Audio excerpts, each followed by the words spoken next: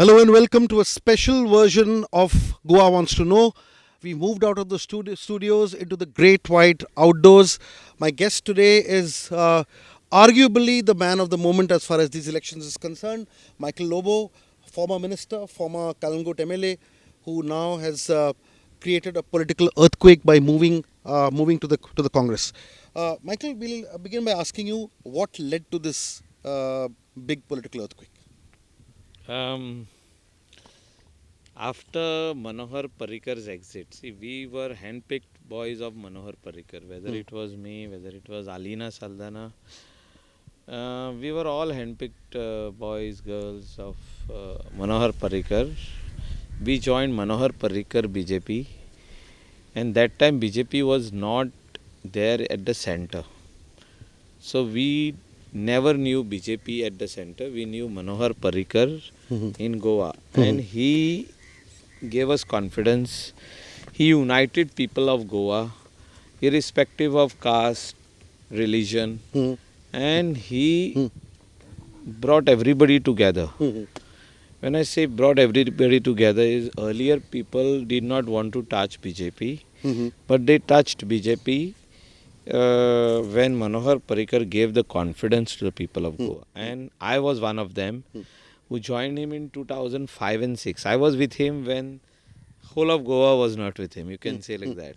Like whole of Goa means majority was not with him. Especially the minority community was not with him, only except Francis D'Souza. I was the second guy after Francis to win as a Zilla Panchayat member in Saligaon constituency in 2009. But even after Mr. Parikar passed away, you remained with the government. You helped the government get stronger, as it were, and so on and so forth.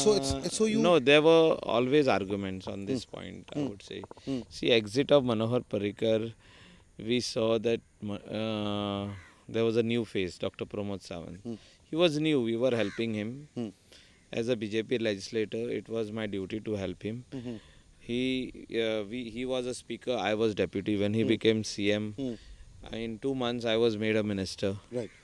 And a lot of times when there were But Manohar Parikar never made you minister. no, it's not about making me minister. See, we formed government with 13, 1-3. And when you form government with 13, we gave 8 ministers outside. So what remained were 3. So from the core group of BJP, 3 people got.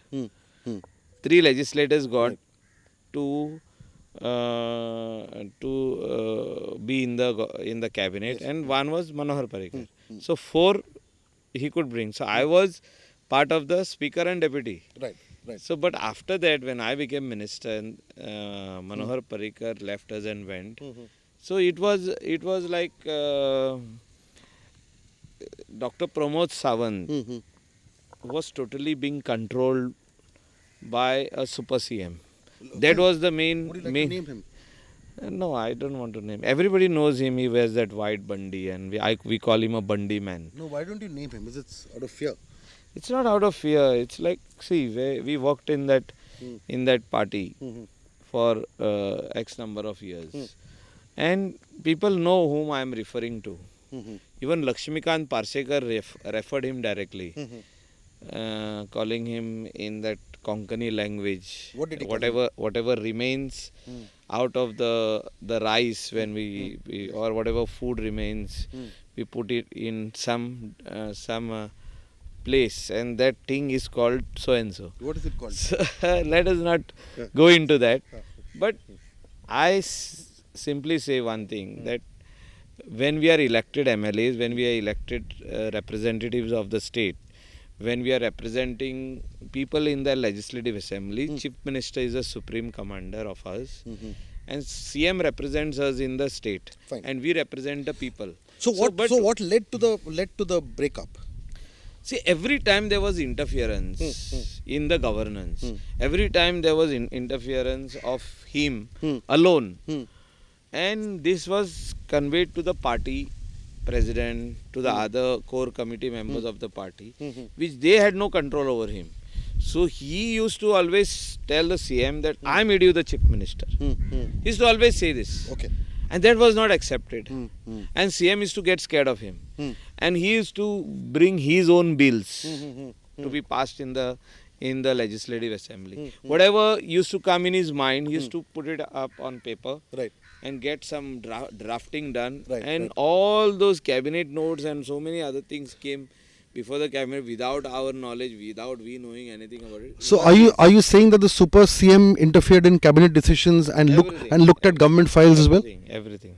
See, he was the shadow behind the chief minister, and he used to dictate to the CM, do like this. I am telling you. So This was not. I had an argument with him once, Okay. a big argument in front of CM. What was it about? It was about same thing. What he was trying to impose things was not accepted. Right. And I asked CM, so he put his nose in the middle. I told him, I'm not asking you, I'm asking the CM. So you were saying that the attitude of the super CM and his complete control over the CM. No, it's not over it's the control over the government. So when I spoke once, I said, why y'all are not allowing him to Okay. sit for the election and let him be the chief Okay. minister? Moving See, to the- he becoming chief minister, I have no objection. At that particular time, he should become chief minister now. He cannot dictate everything to the cabinet. He cannot dictate everything to the legislature wing and say that this is what I want to do. Okay, fair enough. Moving on, Mr. Lobo. See, when you moved to the Congress, and obviously you have a fair amount of control over at least 5 or 6 seats in Bardes, where you seem to have had a direct hand. Shioli is a no-brainer. We don't need to talk about Shioli because your own wife is contesting. But in most other constituency, for instance, Mapsa, it's an open secret that irrespective of which party he goes to, the Mapsa candidate is your person.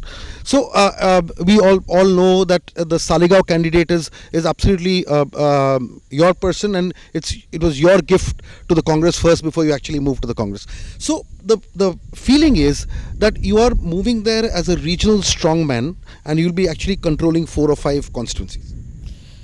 See, I don't want to control people. I don't want to control constituencies. They will have their own MLAs. And I strongly feel that people should elect good MLAs. I have only, given good MLAs to the people. I have helped the Congress party to identify good candidates to contest who can give a fight Right. to the BJP and win. Right. So these are good candidates, whether it is Sudhir Kandolkar in Mapsa, Kedar Naik in Saligao, Advocate Carlos Ferreira in Aldona. These are all good candidates. And how many of these And candidates have you given? my wife is also a good candidate. Let us be very frank that she worked for 15 years as a sarpanch of the village. She is also a good candidate. And she does things on her own. She doesn't consult me. Okay. So you're saying you've given good candidates to the Congress? Yeah, I have identified. It's not given. I have identified and I told them that you do a survey. And they have done survey. Okay. They have done 3 surveys and all 3 reports came in their favor. That's why they are the candidates. Are you against defections? Yes, 100%. So if you're I want the rules also to be amended. I want the 10th schedule of the Constitution, which allows this 2/3 to go to the any other party. That has to be amended. But It should be like, you see, I am not happy with BJP. I completed my term. Okay, I have not defected. I have completed my term and I have resigned. I have resigned as a minister, MLA, party karyakarta, primary membership. So same way, if somebody thinks or feels that he is uncomfortable in the party, he should resign. He should resign when the term ends and go to the other party. Nobody stops him. But if that is the case, why were you the architect of the 10 defections of the No, Congress? no. Because when they came there, you were the deputy speaker. No, I was not the deputy speaker. I was the. You were in charge that I time. was the deputy speaker. Speaker was already. Exactly, that's what I'm saying. No, speaker was already there. Right. I understand. So they came to our chamber first, and we went over there to the speaker's chamber. But you were in an important position, and at a time when these defections happened, and you accepted those defections, See, and you I- accepted these 10 MLAs into your See, party. when you are in a political party, and when 10 MLAs wants to join, this was Babu Kavlekar and architect of these defections was Babu Kavlekar, MLA Babu Kavlekar then, who was the leader of opposition. Sure. And second was Babush Mansarat. Right. These were the two guys who were the architects. Right. So when they came and shared it with Dr. Pramod Sawant, with the party, and when they accepted, they came to this thing. I got a call from CM's office, and CM spoke to me. Did you object to it since you object to defections? No. I said at that particular time I was in that party. So they said you be in the office tomorrow. They are all coming over there for the to join. That is 2/3 of the Congress legislature party. But at that time, I have given one statement to some media. I think it is. I am on record that this is wrong. What is happening is wrong, and there has to be something coming from the Supreme Court. So Supreme Court cannot direct. They can give a suggestion to the Parliament that this requires amendment. See, the larger issue of constitutional amendment is very much there. In fact, a lot of things can be done. The Parliament needs to look into it, and some massive changes need to be done to the Representation of the People's Act and the Anti-Defection Law. We understand that. But so what you are saying is that you're prima facie against defections, number one. Number two, when these 10 defections happened from the Congress, you were prima facie not comfortable with it. Are you saying that? I was not comfortable in the sense that you have won on a Congress ticket. I am won on a BJP ticket. I defect to Congress, or Congress defects to BJP directly without resigning is wrong. Right. When Sopte has resigned, nobody had any issue because he has resigned. Right. He is not defected. He resigned as a MLA. See, if you are uncomfortable with the political party, you resign. If your things do not match their ideology, the way of their working, their ethics, their principles, if are not matching with your ideas or what you want to do, you directly resign. So you resign and then contest, go back to the people and tell, like how I have done now at the end of my tenure, where another 1 month was remaining. I resigned, and I told, before resigning, I asked all my people that I am resigning. They all told me you resign. So when I told them that I am going to join the Congress, they all said yes. But tell me, since you were in the party at that point of time, last question on defections, we'll go to other issues. The point is, when you were in the party and having some say and you had some amount of seniority, do you admit that this particular move is one of the primary reasons why BJP's chances in these elections could be jeopardized? And the fact that they took, so what was the thinking? Why did they take it? They did not need these 10 MLAs. See, their intention is only one. They want to finish the Congress, and it is not a secret. Congress Mukt Bharat is the nara given by the Prime Minister, or Amit Shah always speaks about it, that Congress Mukt Bharat hona chahiye. And wherever they can break the government, they are doing it. They have done it in Madhya Pradesh. Madhya Pradesh never gave them the mandate to rule. They tried doing it in Rajasthan, which they were not. They tried doing it in Chhattisgarh. They tried doing it in. They did it in Manipur magnificently. They did it in Uttarakhand magnificently. Everywhere. So Congress Mukt Bharat, if it is not through electorate voting, they do it through defection. Michael, the general saying is that people, especially before and after elections, they don't leave the BJP. People join the BJP, but people don't leave the BJP, primarily because of different kinds of pulls and pressures and so on and so forth. I asked this to your Congress leaders as well about the possibility of you moving back to the BJP after the election. I'll come to that question later. But the response from Shri Gundu Rao, the AICC desk in charge, is very interesting. He says that, look, if he left the BJP, the bigger challenge was to leave the BJP. Going back to the BJP is out of the question, because the very fact that he left the BJP required a lot of lot of guts, as it were. So what led to you taking that plunge from the point of view of the inherent fear that surrounds anybody who goes against the BJP? See, there is vindictive politics. I fully agree with you that today or tomorrow they will target me. Whether I am into a lot of businesses, they will target me. I am ready to face it. because all the businesses what I have grown before I could become MLA and after is all from my legal money. There's nothing as such. I have amazed wealth out of some rubbish things some people talk on social media. It's easy to talk, very difficult to do business and make money.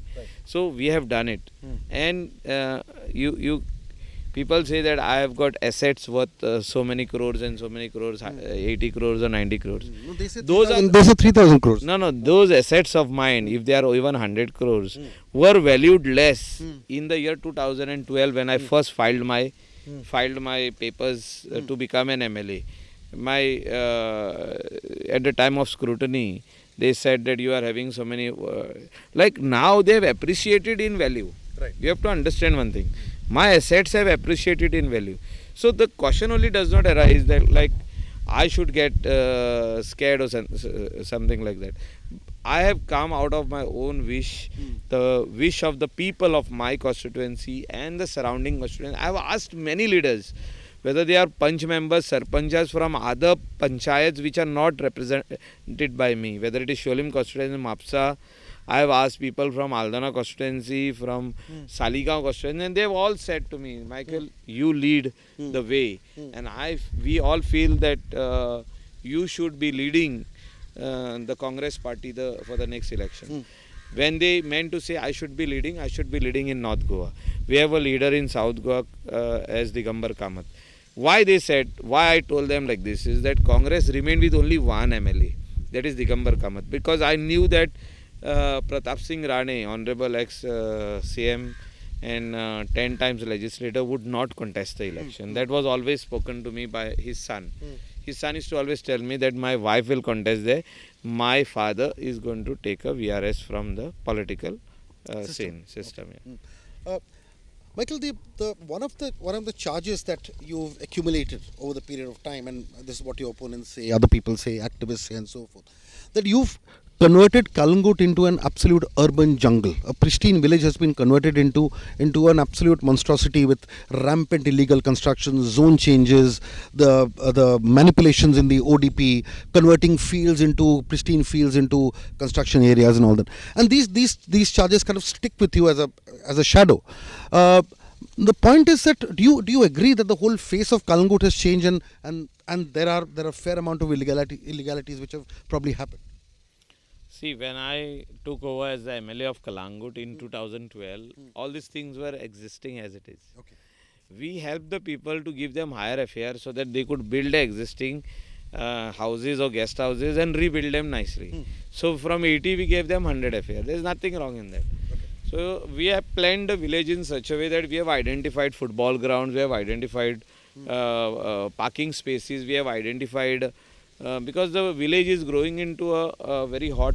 So the need to bring it under a PDA, was it necessary? Why couldn't Kalangut remain the old Kalangut? No. In 2012, if you look at the pictures of Kalangut, they are exactly what they are today. You sure? Yeah, 100%. We have not converted any fields.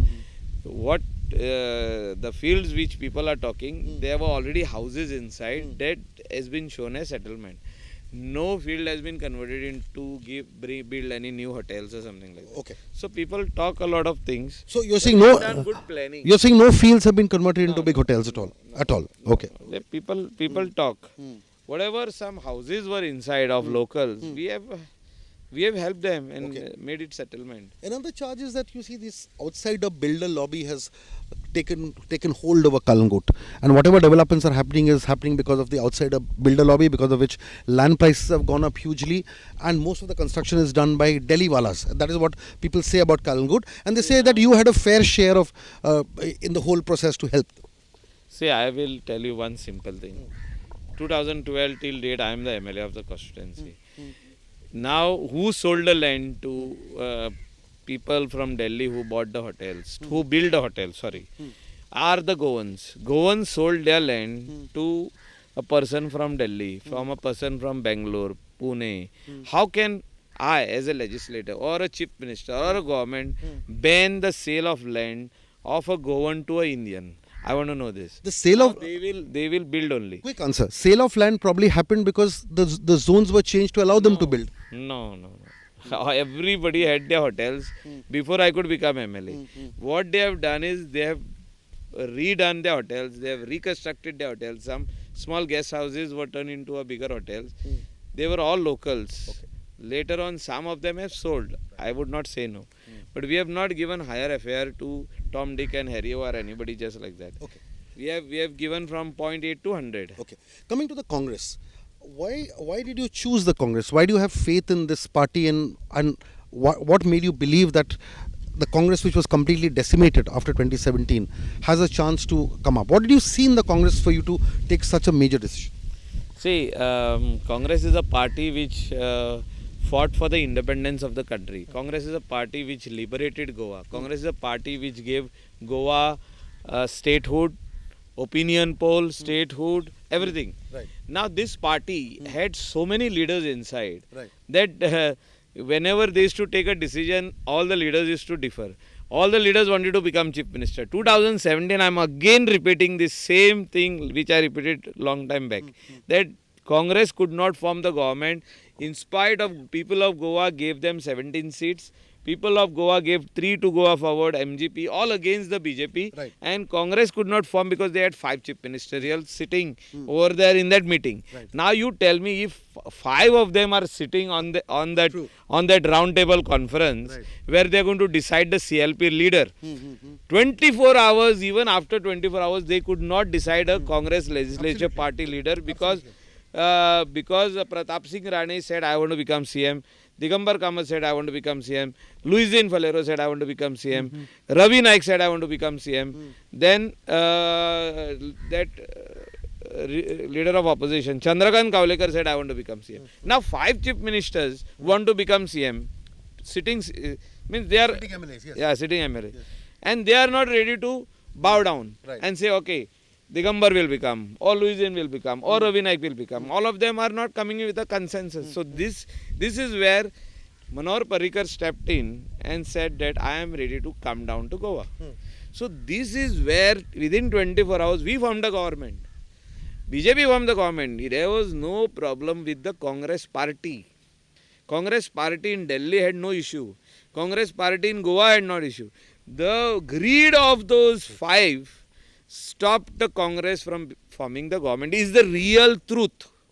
Now whoever says whatever is we were in the opposition, if we are getting an opportunity to form the government, why not? So this is what is clean today. Okay. I joined the Congress now when there is only one senior leader than me. That is Digambar Kamath. I respect him. He is the ex-chief minister. So he is only one senior leader. I am the second one. And all the other guys are new faces. And Congress party can be showcased to the people of Goa as new faces. There won't be issue of anybody asking for chief ministership. Everybody will just keep quiet. Whoever the center will say that this guy is going to become the CM, we will all accept. What makes you so sure that the 2017 scenario will not repeat and the Congress will break and go to the BJP? So why? Who is going to break? I want to know this. We have taken a vow. I believe in God. We have taken a vow before Mahalakshmi. I believe in Mahalakshmi. I believe in Jesus Christ. We have gone to the Holy Cross. Right. We have gone to the Dargah. And now whoever is trying to break from there will have his, will see his bad days coming. Because funeral? yeah, see, I want to tell you one thing. People will not believe that man if he breaks. People of Goa will not believe that person. Whoever is that, whether she is a lady or a man, will not believe him. Will say that this guy is a Ghatki. Let us not get him elected again. Right. This is direct this thing. Are Because you again on this channel taking an oath in the front of the people of Goa that come what may, Michael Lobo will not desert the Congress? See, I have come to stay with the Congress. I know that I will have to face a lot of these central agencies who will come to haunt me, or they'll come to disturb me, whether it is income tax, whether it is ED, whether it is GST or any other central agency who will come to disturb me. But I will not get disturbed. I have come in Congress to stay in Congress. I was in Congress earlier. I left Congress in 2006. And now I'm after 15 years I'm going. I've gone back to the Congress, and definitely I've come here to stay for long, and I've come For here long or forever? no, long innings. Long innings is innings till retirement. When you speak to Tendulkar, he's saying, I've come here to play long innings. So I've come here to play long innings. These innings are going to be there till retirement. I've come over here to serve the people of Goa, and whatever the responsibility party gives me in the future, I am ready to take. People of Goa still have faith on this party, Congress party, because they lost faith only for one reason, that the legislators who were elected of the Congress party, they took people for granted, and now all those MLAs who deserted the Congress, including Chandrakant Kaulekar, is struggling, is in troubled waters. He doesn't know which side to swim, how to swim. So that is the situation what they are into, and I am confident that people of Goa will give 22 plus to Congress party in 22 election.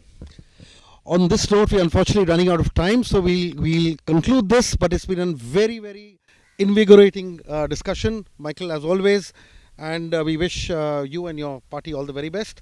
And we will come back to you immediately after the elections to see how much of your wishes and aspirations have actually turned true. Thank you very much. Yes.